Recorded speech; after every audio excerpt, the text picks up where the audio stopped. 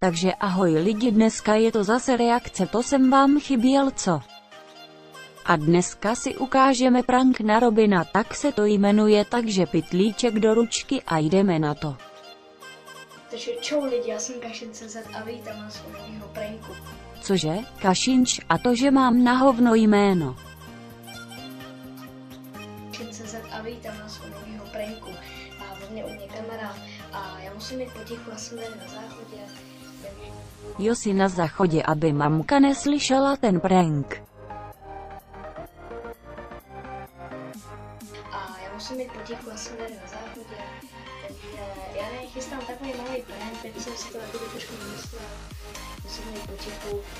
Je to prank, že mu vypnu počítač a on se totálně nese. Takže s tím poslouchače.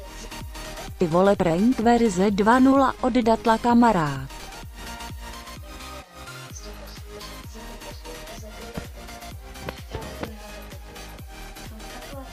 On tu kameru neuvidí.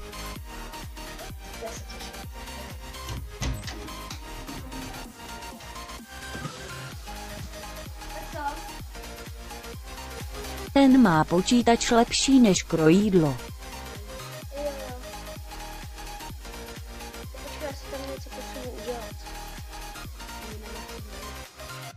Super záclona tool.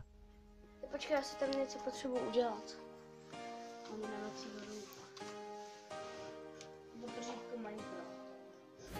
Jo.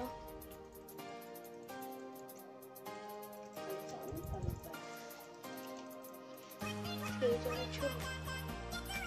Jo, abych to zbytečně nevypnul. Aha. Ty vole, aha, to je odpověď. Aha.